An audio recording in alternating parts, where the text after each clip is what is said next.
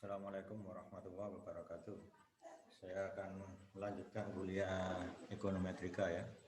Pertemuan ke-9, saya akan bahas tentang sub pokok bahasanya adalah pendekatan Cobb pada model distribusi lag.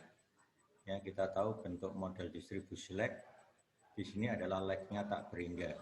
Jadi kalau saya ulang, modelnya adalah YT sama dengan alfa plus beta 0 xt plus beta 1 xt-1 plus beta 2 xt-2 plus dan seterusnya. Tidak ada batasan lag. Baru plus epsilon t galatnya ya. Nah, ini masih terkait model distribusi lag tak hingga ya. Nah, kalau asumsi yang berlaku pada koefisiennya ya, dalam hal ini adalah betanya. Ya, ada beta 0, beta 1, beta 2 dan seterusnya memenuhi model ini. Jadi hubungan parameternya seperti ini. Asumsi ini dibuat karena jelas bahwa pengaruh lag makin lama makin mengecil. Sehingga C ini rasio dari barisan geometri berada antara 0,1. Ya. Jadi rasionya berada antara 0,1. Ini yang menandakan bahwa makin lama nilai betanya pada lag yang panjang itu makin kecil pengaruhnya terhadap YT. Nah, ini modelnya diasumsikan seperti ini. Saya ambil gambaran, misalkan melihat pengaruh langsung, berarti K-nya adalah 0. Ketika K-nya 0, berarti beta 0 sama dengan beta 0 kali C pangkat 0. C pangkat 0, 1, berarti beta 0 sama dengan beta 0. Ketika K-nya 1, berarti beta 1. Bagaimana hubungan beta 1 dengan beta 0? Ya berarti beta 1 sama dengan beta 0 kali C. Dari C kalinya beta 0. Kalau Anda lihat, beta 0 koefisien dari XT. Beta 1 koefisien dari XT-1. Pengaruh XT-1 terhadap YT itu akan lebih rendah dibanding pengaruh XT terhadap YT. Ya, lebih rendah atau lebih kecil pengaruhnya. Sehingga dia berkurang. Coba ambil contoh, C-nya misalkan aja setengah. Berarti beta 1 setengahnya beta 0. Ya kan berarti mengecil pengaruhnya. Ya, coba sekarang K-nya 2. Beta 2 sama dengan beta 0 kali C pangkat 2. Karena C-nya tadi setengah, berarti setengah pangkat 2 seperempat. Berarti beta 2 itu seperempatnya beta 0. Mengecil lagi kan? Makin lama makin mengecil. Itulah asumsi yang dibuat oleh Cobb ini ya, namanya pendekatan Cobb. Ya, namanya diabadikan sebagai metode ya. Pendekatan Cobb. Ini ya. C antara 0,1 yang disebut rata-rata tingkat penurunan. Sekarang logikanya, kalau C-nya makin kecil, itu menurunnya makin drastis sampai makin lambat. Kalau C-nya makin kecil. Misalkan C-nya mendekati 0. Ambil contoh 1/100 gitu aja. Berarti apa? Beta 1 1/100-nya beta 0. Lalu turunnya drastis. Ya, jadi tajam ini turunnya. Tapi kalau C-nya mendekati 1, turunnya lambat. Nah, slow gini ya. Gitu. Itu gambarannya. Sehingga kalau dimodelkan seperti ini. Ini kaitan C tadi.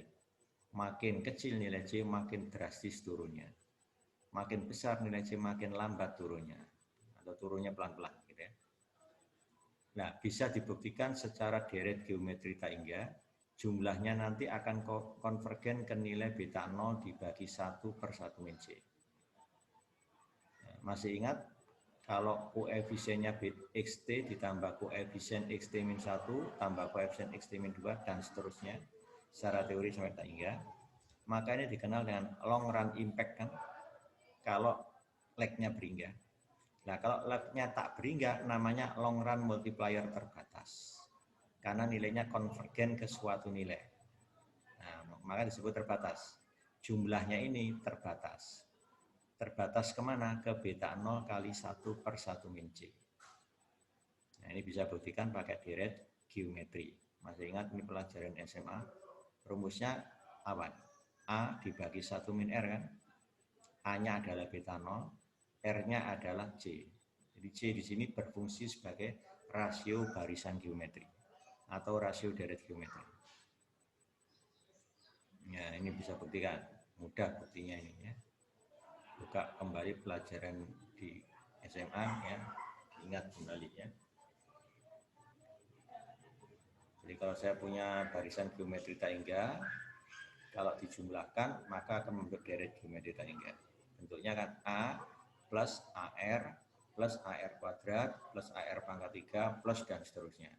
Kalau R-nya antara min 1, 1, maka dia konvergen ke A dibagi 1 min R. A-nya dalam hal ini nanti diwakili oleh beta 0, R-nya adalah C. Sehingga bentuknya nanti beta 0 plus beta 0 kali C plus beta 0 kali C kuadrat plus beta 0 kali C pangkat 3 dan seterusnya. Kita membentuk barisan geometri taingga. Nah, dengan menggunakan itu, maka jadilah ini. Ini yang dikenal dengan long run multiplier terbatas. Nah, modelnya kalau dituliskan seperti ini. Ya, ini namanya model distribusi leg taingga, ya kan?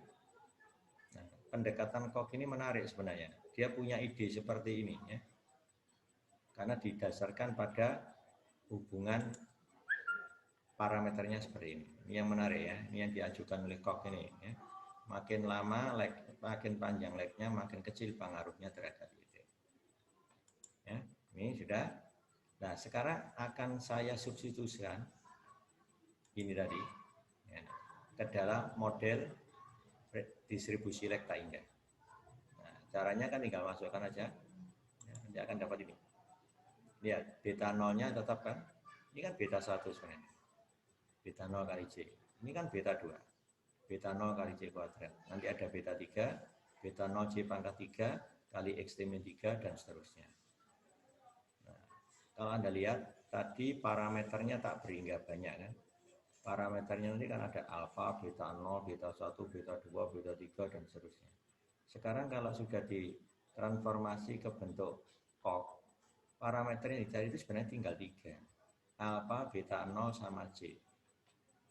Nah, tinggal 3. Gimana cara mencari alfa, beta 0 sama C? Nah, kita lanjutkan. Langkahnya kita ambil leg 1 dulu. Dari model ini saya ambil leg 1. Jadi YT saya kurangi, saya ambil leg 1 jadi YT min 1 sama dengan alfa plus beta 0 kali XT min 1 plus beta 0C kali XT min 2 gitu. Plus beta 0 C kuadrat kali XT min 3 dan seterusnya epsilon T min 1. Setelah itu saya kalikan C, baru saya kurangkan ini kurangi C kali YT min 1. Nah, nanti akan jadi bentuk ini. Silakan di otak-atik di kertas buram. Ya, pertama diambil X1, terus dikalikan C jadi ini. Ya. Persamaan 5.9 ini kurangkan dari persamaan 5.7. Jadi 5.7 kurangi 5.9, nanti ketemu 5.10. Nah, gitu ya. Idenya cuma itu aja. Ketemu 5.10. Silakan ambil kertas buram, dicek sendiri ya. Kalau ngecek di sini kelamaan nanti ya. Silakan dicek sendiri. Nah, ini galatnya. Galatnya seperti ini. Jadi VT sama dengan epsilon T ini adalah galat asalnya tadi dari model distribusi leg taingga tadi dikurangi C kali epsilon T min 1. Nah, jadi setelah direduksi jadi model ini. Kalau Anda cermati persamaan 5.10 ini dikenal dengan model apa? Model autoregresif. YT dipengaruhi oleh YT min 1, variabel XT-nya tidak mengandung leg. Nah, ini dikenal dengan model autoregresif. Ya. Nanti secara umum ini dinamakan A1 plus A2 XT plus A3 YT min 1 plus VT. Gitu kan? Kalau ini saya namai A1, A2, A3. Begitu kan? Untuk umumnya. Model autoregresif. Jadi cirinya ada variabel prediktor XT, ada variabel prediktor respon leg. Namanya YT min 1. Nah, ini nanti bisa diselesaikan dengan metode least square. Metode least square atau LS. Nanti akan dapat nilai ini sekian, sekian, sekian. Berarti langsung kejawab nilai C topinya nanti berapa. Beta 0 topi langsung kejawab berapa. Sedangkan mencari alfanya, masukkan C tadi, C yang diperoleh di sini. Masukkan sini. Nah, nilainya ini kan diketahui dari estimasi OLS. Sehingga alfa topinya ketemu, itu nilai yang di sini tadi, dibagi 1 min C. Itulah alfa topinya.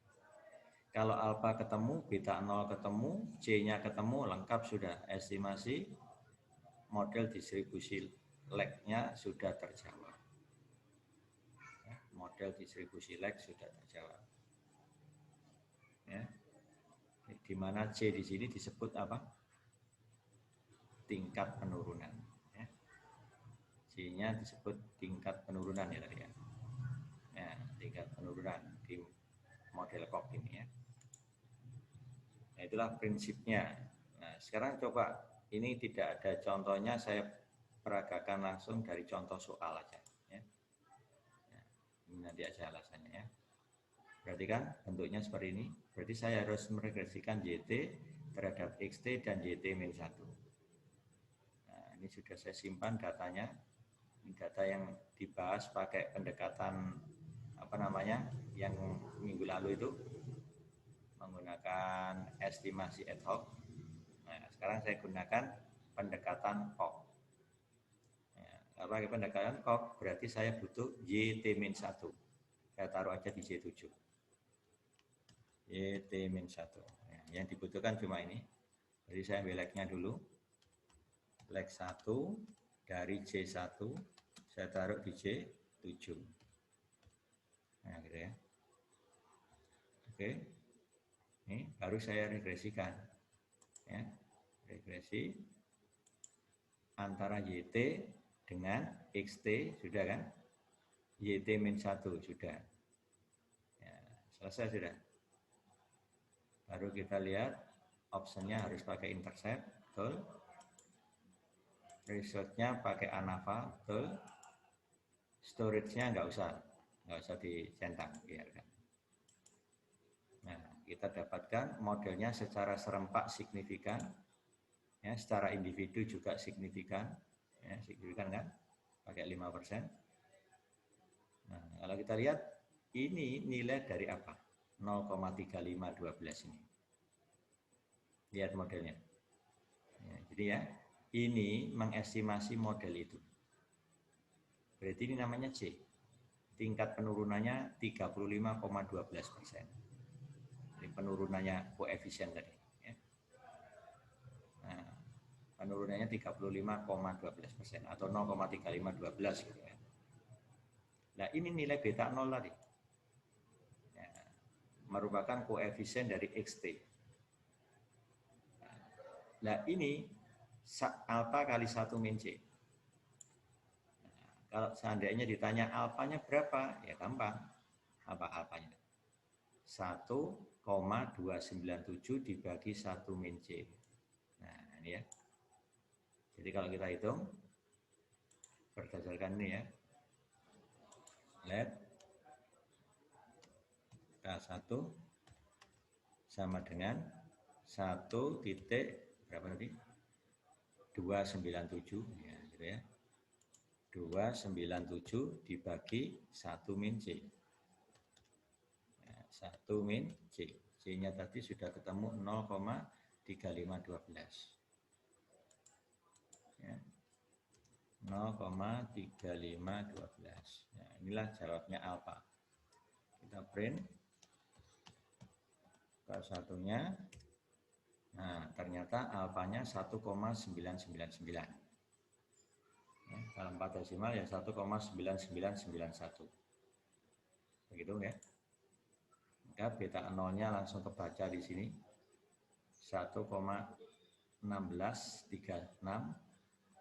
Ya, kemudian C-nya 0,3512. Ya, ini yang pakai pendekatan Koch.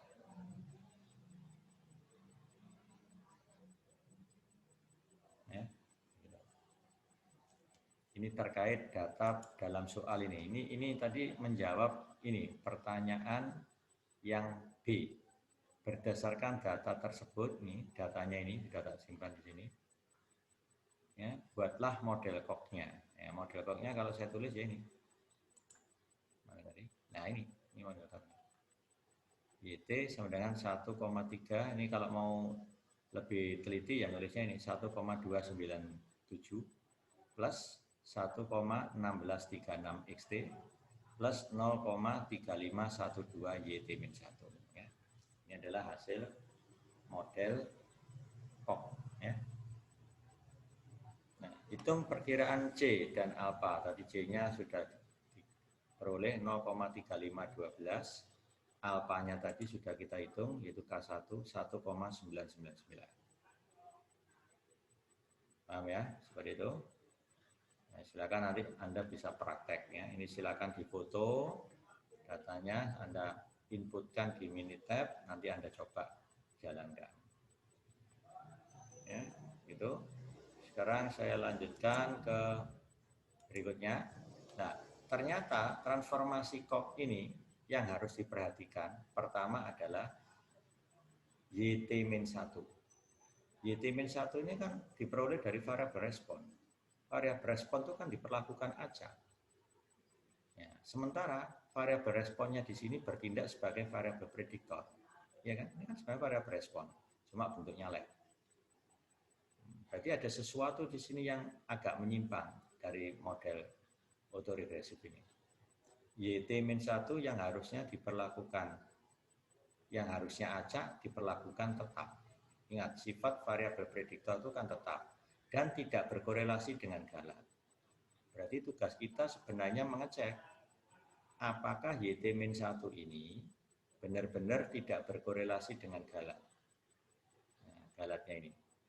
Nah, kita bisa cross-check nanti. Nah, kita kalau mau didetailkan begitu. Gimana cara cross-check YT-1 dengan galatnya ini? Berarti saya regresi ulang lagi. Start, regresi. Ini sudah benar, YT terhadap XT dan YT-1. Cuma saya simpan galatnya. Nah, gitu ya. Galatnya kita oke. Nah, di sini galatnya simpan di mana nih? Kok nggak muncul? Sebentar, regres. C18, oh jauh. C18, bentar.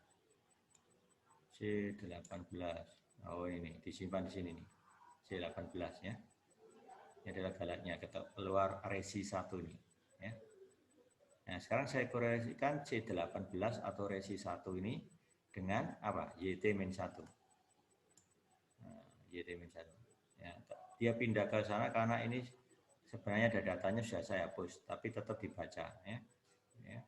Oke, sekarang YT-1 ini akan saya korelasikan dengan C18 tadi. Ya, start,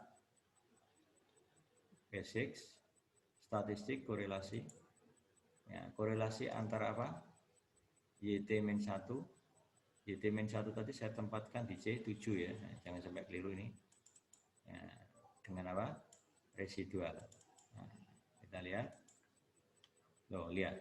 Korelasinya benar-benar 0. P-value-nya tepat 1 kan? Berarti benar-benar nggak berkorelasi. YT-1 dengan galat. Nah, berarti asumsinya sudah dipenuhi kan? Berarti model autoregresif ini sudah dipenuhi asumsinya. Sehingga kita bisa melakukan estimasi dengan OLS dan hasilnya adalah seperti ini. Nah, ini hasilnya. Ya, atau ini kalau ditulis modelnya. Itulah yang harus kita cek ya. Di situ ya, ini rambu-rambu pertama untuk model KOK ya, yang harus diperhatikan itu. Nah, yang kedua sekarang munculnya YT-1. Oh, ini sudah ya. YT-1 yang harusnya variabel respon yang bersifat acak diperlakukan tetap nanti ya dalam estimasi ini menjadi variabel respon. Itu yang pertama. Yang kedua, nah ini kalau kita menggunakan metode OLS berarti kita harus ngecek dulu YT-1 dengan galat itu berkorelasi apa enggak. Tadi sudah kita buktikan tidak, berarti oke, OLS sudah cocok diterapkan. Nah, yang catatan terakhir ketiga ini penting. Kalau galat asalnya itu tidak berkorelasi serial, maka galat yang baru juga tidak berkorelasi serial. Galat VT. Kalau galat asalnya itu berkorelasi tidak berkorelasi serial, maka VT-nya ikut berkorelasi serial. Nah, ini bisa kita cek bagaimana kondisi VT. Ingat, persyaratan menggunakan OLS itu kan tidak ada autokorelasi. Nah, kita bisa cek lebih jauh, ya, antara residual tadi dengan residual lag-nya. Nah, saya coba, saya beri nama saja J18 dari ET gitu ya. Nah, ini saya ganti nama ET. ET. Nah, ini lag-nya saya beri nama ET-1. ET-1. Kalau ngecek korelasi, oh tadi namanya bukan ET apa, VT ya. Oke, saya sesuaikan aja VT. Ya, ini jadi VT-1. Ya. Oke, kita ambil lag dulu. Lag J18 ya. Lag 1 J18, saya taruh di J19. Nah, oke, kita lihat grafnya dulu aja lah, scatter plot. Ya, ada tren nggak antara VT dengan VT-1? Nah, nggak ada tren kan? Nggak ada tren. Ini sudah menunjukkan bahwa sebenarnya antar VT itu tidak membentuk korelasi serial. Berarti benar-benar asumsinya dipenuhi baru terapkan OLS. Itu yang seharusnya kita lakukan. Ya, pertama dicek hubungan VT dengan VT-1. Ini nggak ada tren linear. Ini kalau dikorelasikan jelas kecil mendekati 0. Ya. Ya, mendekati 0 ini. Ini kan melihat dengan mata ya. Sekarang kalau kita lakukan inferensi, korelasi antara VT dengan VT-1, korelasinya hanya 0,22, tidak signifikan kan? Nah, berarti tidak berkorelasi. Jadi asumsi VT sudah dipenuhi, asumsi YT-1 dengan galat VT juga sudah dipenuhi, tidak berkorelasi, beres. OLS-nya diterapkan, gitu ya. Nah, ini sudah selesai yang model Koch ya. Sekarang kita masuk ke rasionalisasi model Koch. Ini maksudnya gini, rasionalisasi itu secara kenyataannya. Kenyataannya apa? Variabel XT itu tidak teramati secara langsung. Sehingga kita lambangkan dengan XT star. Jadi kalau ada lambang variabel yang dikasih bintang atau star, ini artinya tidak teramati langsung. Jadi yang teramati secara real itu XT-nya. Nah, kita menginginkan XT star-nya. Ya, yang tidak teramati langsung ini akan kita duga berdasarkan data realnya yaitu XT. Ya, itu yang dikenal dengan rasionalisasi model Koch. Ada dua di sini. Ada yang dikenal dengan model adaptive expectation, yaitu yang dirasionalisasi adalah XT-nya. Ya. Yang ini tidak teramati kan. Sedangkan datanya nanti XT sama YT, sedangkan XT star-nya ini tidak teramati secara langsung. Ya, ini variabel yang tidak teramati secara langsung. Modelnya begini. Nah, bagaimana cara mengestimasi model adaptive expectation ini? Di sini penerapannya khusus pada kasus permintaan uang diduga oleh tingkat bunga modal. Ya, permintaan uang diduga oleh tingkat bunga modal. Kalau bunganya rendah, permintaan uangnya berapa? Naik apa turun? Nah, itu ya bisa dilihat secara teori ekonominya.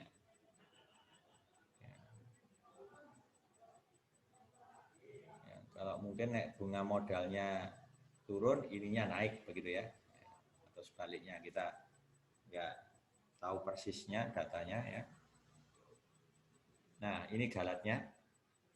Nah, untuk mengestimasi model adaptive expectation ini, maka dilakukan penyesuaian dengan membuat hipotesis ini. Ya, sebenarnya hipotesis ini melihat perbandingan antara selisih XT star dengan XT-1 star. Ya, ini yang tidak teramati langsung dibandingkan dengan ini. Lihat, pengurangnya sama. Yang berbeda hanya XT star dengan XT. Berarti seolah-olah kita ingin membandingkan seberapa jauh sih antara harapan dengan kenyataan ini. harapan dengan kenyataan ini seberapa jauh selisihnya. Dengan D ini ukuran perbandingannya, yang dikenal dengan koefisien harapan. Coba kalau D-nya tepat 1, apa yang terjadi? Harapan persis sama dengan kenyataannya, ya kan? Kan begitu sebenarnya. Kalau D-nya setengah misalkan, ya, bisa terbaca harapan setengahnya dari kenyataan. Nah, jadi ini sebenarnya itu hipotesis yang dibuat di model adaptive expectation ini. Nah, dari hipotesis ini saya bisa menulis seperti ini. Tinggal pindah aja kan. Ini pindah ke kanan, kumpulkan dengan xt-1 star ini, jadilah begini. Ya. Setelah itu ini masukkan ke situ ya, xt star. Maka YT-nya fungsi dari xt-1 star. Coba kita lihat caranya di mana ini. Xt star ini diperoleh dari sini. Ya, ini diperoleh dari sini. Oke, nggak masalah. Sekarang kita lihat hasilnya. Setelah kita substitusikan kan jadi begini. Coba ini kan sebenarnya hanya pakai buram aja, ambil kertas buram nanti Anda peragakan ya. Jadi xt star-nya ini saya ganti ini. Maka jadi beta kali ini. Beta dxt plus beta 1 min dxt min 1 star. Jadilah ini. Nah, ya kan? Nah, kalau sudah saya ambil Lex 1 terus saya kalikan 1 min D. Nah, ini kalau saya ambil Lex 1 kan jadi YT min 1 sama dengan beta 0 plus beta D xt min 1 plus beta kali 1 min D xt min 2 star. Gitu ya. Diambil Lex 1. Nah, kalau sudah saya kalikan dengan 1 min D. Ya. Dari 5-11 dibuat model Lex 1 periode. Ya. Coba 5-11. 5-11. Nah ini nih. Ini dibuat Lex 1 periode jadi apa? YT-1 sama dengan beta 0 plus beta xt-1 star plus epsilon t-1. Ya, itu idenya. Kemudian dilakukan pengalian 1 min D. Jadi ini kan. Nah, jadi ini. Bukan dari sini, maaf. Tadi salah baca saya. Dari 5-11 ya. Ini kalikan 1 min D. Jadi ini kan. Nah, baru dilakukan pengurangan. Persamaan 5-14. Ya, jadi ini. Dikurangi dengan 5-15. Ya, jadi ini saya kurangi itu. Kenapa kok pakai cara khusus seperti ini? Sebenarnya ada tujuannya. Nanti akan kelihatan tujuannya. Coba. Tujuannya menghilangkan sesuatu di sini. Sehingga terbentuk model autoregresif. Tujuannya hanya itu. YT dikurangi 1 min D kali YT min 1. Lihat ini, beta 0 dikurangi 1 min D kali beta 0. Jadilah D beta 0. Lihat ini sekarang. Beta kali 1 min D xt min 1 star. Di sini juga ada beta kali 1 min D kali xt min 1 star. Hilang enggak? Hilang. Berarti apa tujuan utamanya? Kok pertama diambil Lex 1 terus dikalikan 1 min D. Tujuannya menghapus variabel yang tidak teramati langsung. Karena kalau kita mengestimasi ini nggak bisa, karena ini belum ada nilainya. Yang ada nilainya itu xt sama YT. Karena ini belum ada nilainya kan nggak bisa diestimasi. Maka caranya ini dieliminasi. Dengan cara apa? Ambil Lex 1 dari persamaan 5-11 kalikan 1 min D. Setelah itu kurangkan ini dengan itu. Nah itu caranya. Maka hilang sudah variabel xt min 1 starnya hilang. Itu tujuannya. Nah ternyata menjadi 5-16 kan. Coba cermati sekali lagi. Persamaan 5-16 ini sebenarnya kan persamaan atau model adaptive expectation tadi kan. Ternyata sama dengan model apa? Autoregresif. Yang model Cobb tadi larinya juga ke autoregresif.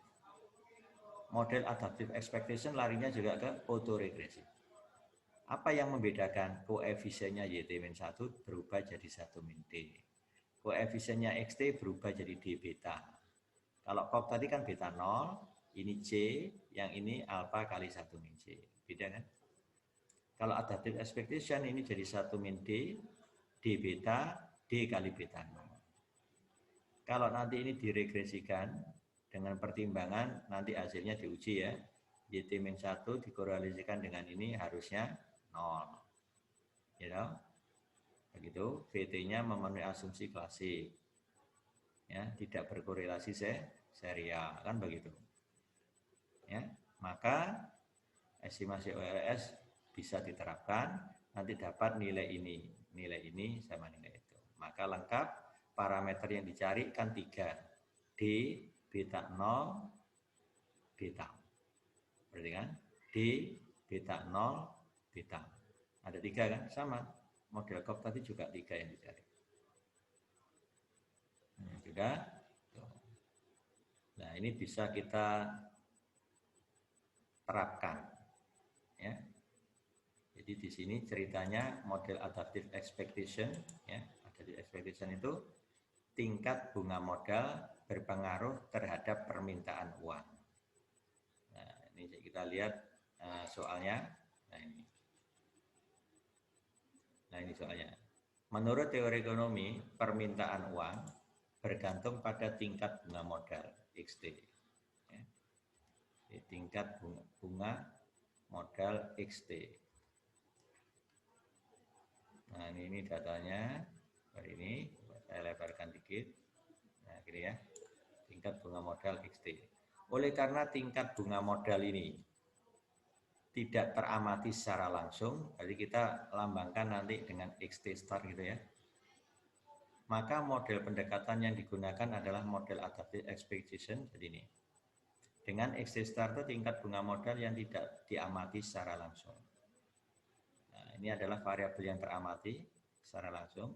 XT star yang tidak teramati langsung. Nah, ini yang akan kita duga ya, melalui penyesuaian ini.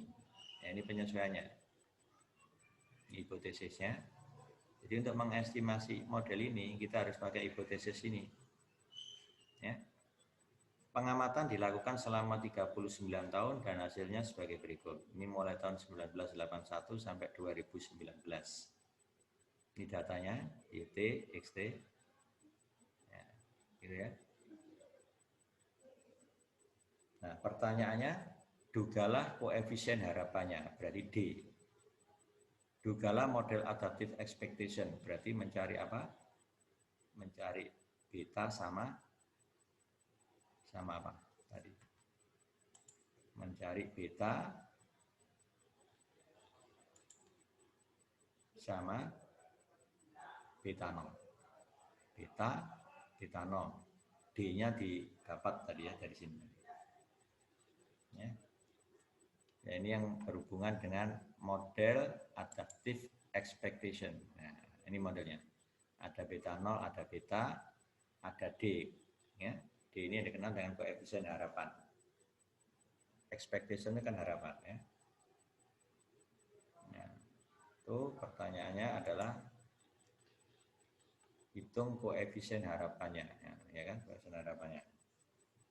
Oke, sekarang langkahnya bagaimana? Nah, ini pertama data ini harus saya copy dulu.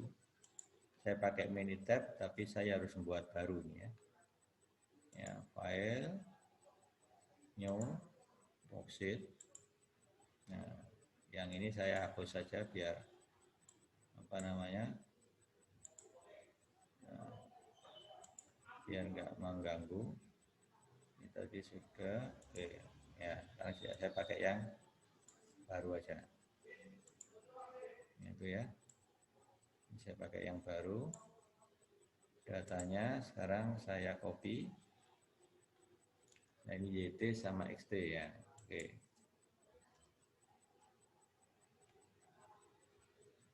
Nah, ini tahun 2000, saya copy dulu. Saya taruh di sini. Nah, kemudian saya beri nama yang ini YT, yang ini XT. Oke, kemudian nyambung yang sini. Ya, gitu. Nah, sampai 2019 ya. Nah, ini datanya ya. Nah, caranya sama, kita harus ambil leg-nya YT-1. Ya, kita ambil leg 1 untuk C, 1 taruh di C3. Sudah kita regresikan. YT terhadap XT dan YT-1. Namanya sudah cocok ya. Ya, sudah cocok. Oke, langsung. Terus kita simpan sekalian residualnya, sudah cocok. Oke, ini residualnya. Nah, ini saya beri nama aja residualnya ET gitu ya. Oh, bukan ET, apa VT ya. Kalau ET itu dari model asal. Nah, secara serentak signifikan pengaruhnya XT dan YT-1 berpengaruh secara bersama terhadap YT. Ya, secara individu, nah ini lihat, sangat signifikan kan? Sangat signifikan. 0, R kuadratnya tinggi, ya, berarti modelnya sudah terbentuk di sini. Ini. Nah, coba saya hubungkan dengan ini. Nah, ini model adaptive expectation. Ya, modelnya ini kan. Nah, ini kan 5, 16. Ya, saya kecilkan.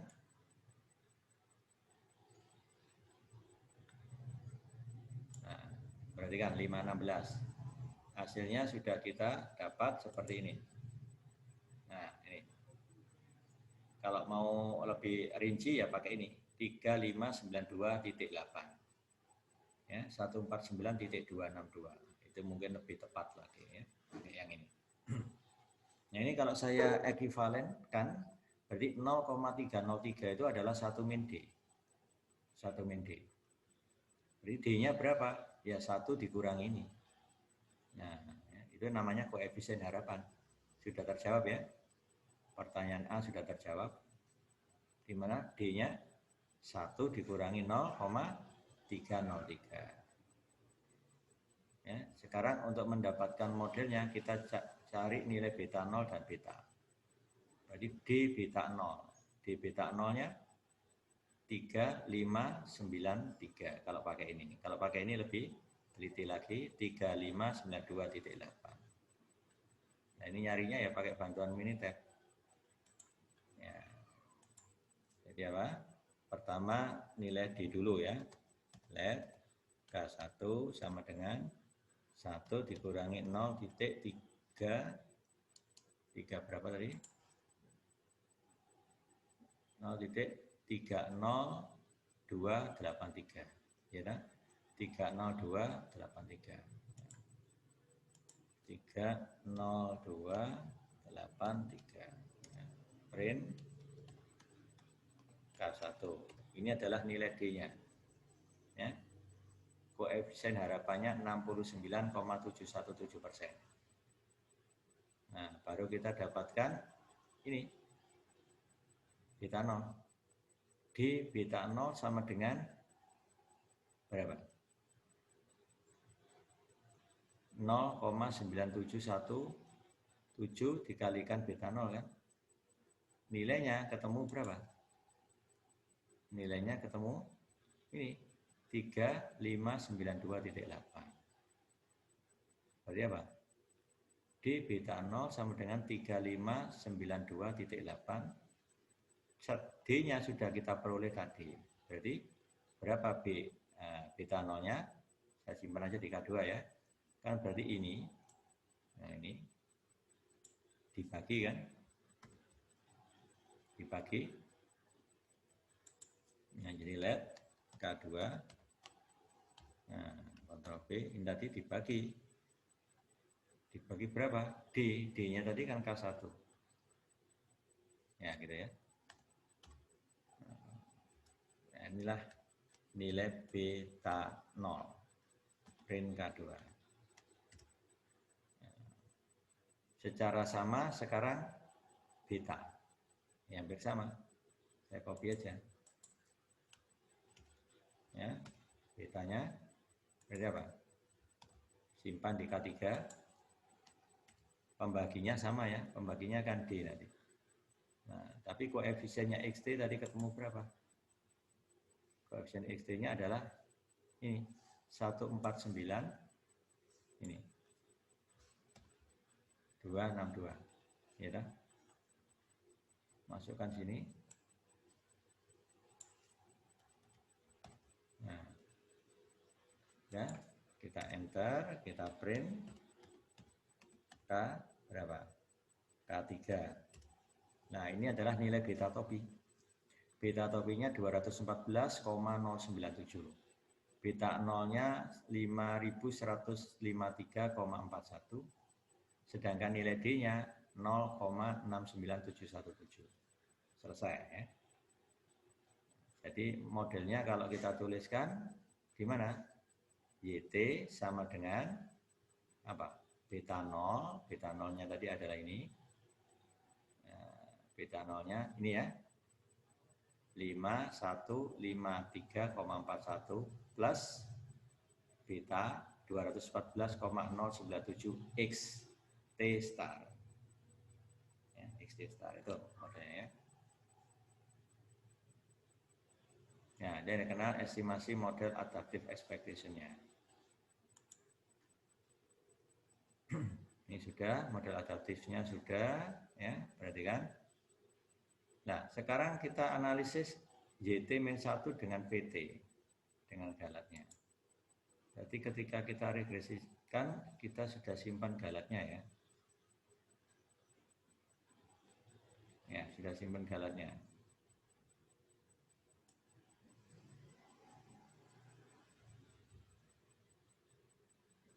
Ini data yang baru ya. Coba ini menggunakan contoh ini tadi ya. Datanya ini ya.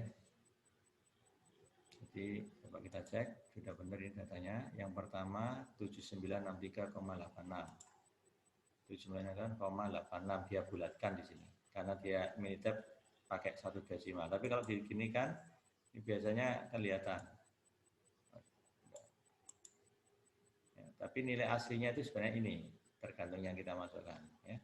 Dia mau prosesnya pakai ini ya. Dia ambil 1 desimal soalnya, seperti ini. Jadi 9183.2. Ya, gitu ya. Oke, sudah benar ini katanya. Nah, residualnya sudah kita simpan namanya PT. Ya, nah, kita cek start korelasi antara YT dengan VT dulu ya. YT dengan VT. Oh, maaf, bukan YT. Salah. YT-1. Ya. Lihat korelasinya 0. Benar-benar memenuhi. Ya, kemudian cek juga apa? Korelasi serialnya. PT-1. Nah, kita ambil leg. Leg 1 dari J4 taruh di J5. Gitu ya. Nah, kita lihat grafnya. Membentuk pola tren apa enggak? Tidak. Nah, enggak ada tren linear naik maupun turun, berarti benar-benar enggak ada autokorelasi. Jadi asumsi klasik sudah dipenuhi, maka penerapan OLS sudah layak. Sehingga dapat hasil seperti ini sudah layak. Ya. Begitu. Ini algoritma berpikirnya seperti itu ya. Jadi kalau Anda kerjakan tugas, ya dikasih ulasan seperti yang saya sampaikan itu. Ya. Asumsinya dipenuhi belum. Ya. Oke, sekarang kita masuk ke model berikutnya. Nah, yang dikenal dengan model partial adjustment. Partial adjustment itu yang tidak teramati sekarang responnya. Nah, contoh kasus ini ditemukan oleh McNerloff. Jadi McNerloff itu membuat anggapan bahwa ada keseimbangan yang optimal dari sejumlah stok modal yang diperlukan untuk memproduksi output. Ya, jadi stok modal fungsi dari output. Fungsinya seperti ini. Nah, karena stok modal ini sangat kompleks ya, tidak bisa diamati secara langsung, maka kita beri lambang YT star. Ya, fungsi dari output. Nah, asumsi untuk penyesuaiannya menggunakan G. G ini adalah ukuran penyesuaian atau koefisien penyesuaian. Nilainya sama antara 0,1. Nah, kalau dilihat polanya nih, kalau G-nya 1, berarti harapan dan kenyataan sudah cocok. Nah, Tapi kalau G-nya mendekati 1, ya hampir cocok gitu kan. Hampir cocok.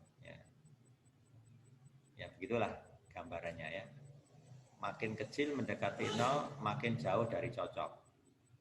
Harapan makin jauh dari kenyataan, gitu ya.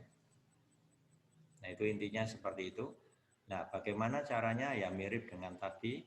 Kita ambil YT star-nya dari sini, nanti kita masukkan ke situ. Dari sini kita nyatakan dalam bentuk YT star, nanti ketemu seperti ini. Setelah dimasukkan, ya. Nah, nanti YT star-nya sudah digantikan, ini jadinya. Silakan ambil kertas buram, coba sendiri. Ini hanya otak-atik aljabar saja ya. Nanti jadinya seperti ini. Ternyata modelnya ini juga sama, kembali ke model autoregresif lagi. Model autoregresif. Ya kan, autoregresif. Secara sama diesimasi pakai OLS. Nanti ketemu koefisiennya ini. Ya, terus kita cross check apakah galat yang dibentuk ini kan VT-nya ini. Ya, berkorelasi dengan YT-1 apa tidak, ya, gitu ya. Yang kedua, apakah membentuk korelasi serial? Ya. Nah, secara ringkas model partial adjustment ini lebih bagus. Ya. Coba lihat, galat yang terbentuk itu G kali epsilon T. Kalau epsilon T-nya sudah memenuhi asumsi klasik, berarti otomatis VT-nya juga memenuhi asumsi klasik. Ya. Berarti tinggal menerapkan OLS. Ya. Jadi model partial adjustment lebih mendasarkan pada sisi teknis. Ya. Jadi dilihat dari galatnya ini lebih memadai dibanding yang model adaptive expectation. Ya. Nah, kalau yang model Koch tadi galatnya juga mirip dengan adaptive expectation. Berarti dari model Koch, adaptive expectation dan partial adjustment, galatnya yang lebih dekat dengan asumsi klasik adalah partial adjustment. Ya, coba, kalau epsilon T berdistribusi normal 0, sigma kuadrat, maka VT-nya berdistribusi normal, 0 juga. Variannya juga konstan, yaitu apa? G kuadrat dikalikan sigma kuadrat. Kalau ini dihitung variannya kan jadi G kuadrat kali varian epsilon T. Varian epsilon T-nya itu kan sigma kuadrat. Berarti ini akan berdistribusi normal 0, G kuadrat sigma kuadrat. Memenuhi asumsi klasik juga. Nah, ini dari sisi galat. Ya.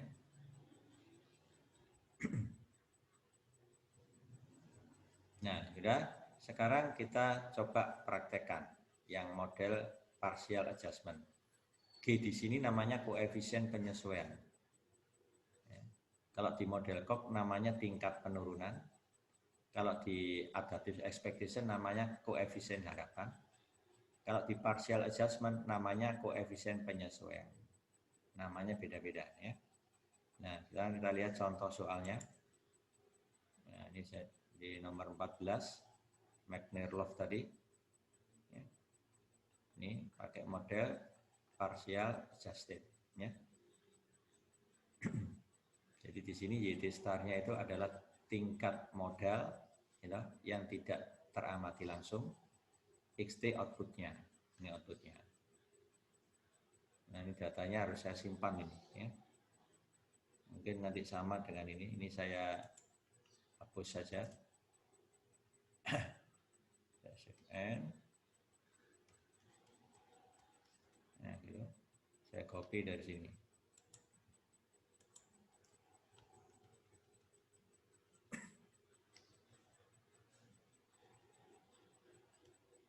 Nah, gitu. Saya taruh di sini. Nah, berikutnya ini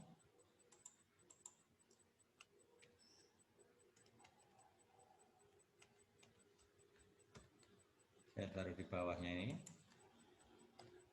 Nah, sama saya ambil leg 1 dulu. Jadi leg 1 dari C1 taruh di C3.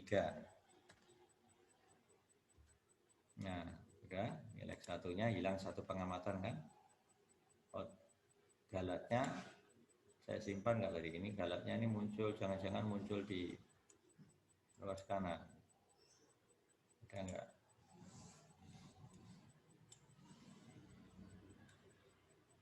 Atau belum dijalankan ini balatnya? Coba. Start regresi antara YT dengan apa tadi? XT YT-1. Residunya simpan ini. Misalnya sudah benar pakai intercept. Pakai ANAPA. Saya cancel, berarti ada ini. Nah, ini disimpan di mana nih? Oh, ini yang tadi ya.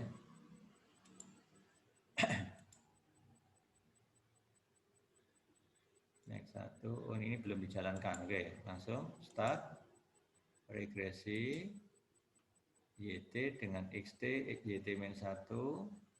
Storage-nya result. Oke, saya oke lagi ya. Nah, ini residualnya ini. Ini saya pindah tempatnya.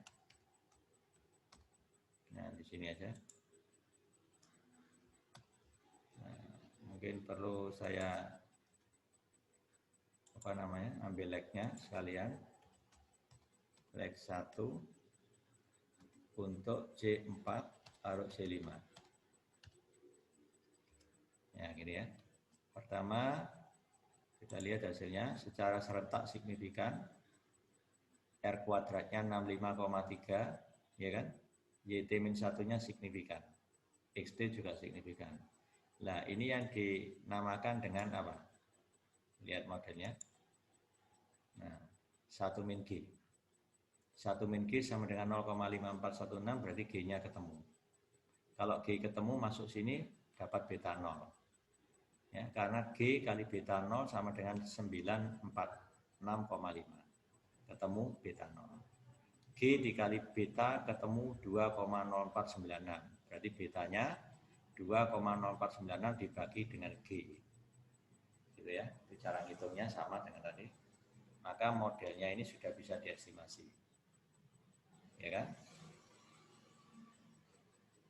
Itu caranya seperti itu, hampir mirip dengan adaptif tadi ya, hanya beda cara mencarinya saja. Sekarang asumsinya, apa sudah dipenuhi? YT-1 dengan BT. Kita lihat korelasinya. YT-1 dengan BT. Korelasinya benar-benar 0. Benar. Ya. Kemudian kita cek berikutnya apa? Residu PT dengan PT-1 apa membentuk pola? Nah, ini ya. Tidak membentuk pola ini. Ini korelasinya juga mendekati 0 ya. Menyebar kan. Nah, jadi sudah dipenuhi asumsi-asumsinya. Ya, untuk lebih meyakinkan kita lihat korelasinya aja. Ya, antara apa tadi? PT dengan PT-1. Nah, korelasinya sangat rendah dan dia tidak signifikan. Berarti secara statistik korelasinya 0. Ya. Hasil pengujiannya. Oke, saya kira sampai sini untuk pertemuan ke-9 ini saya lanjutkan minggu depan ya. Assalamualaikum warahmatullahi wabarakatuh.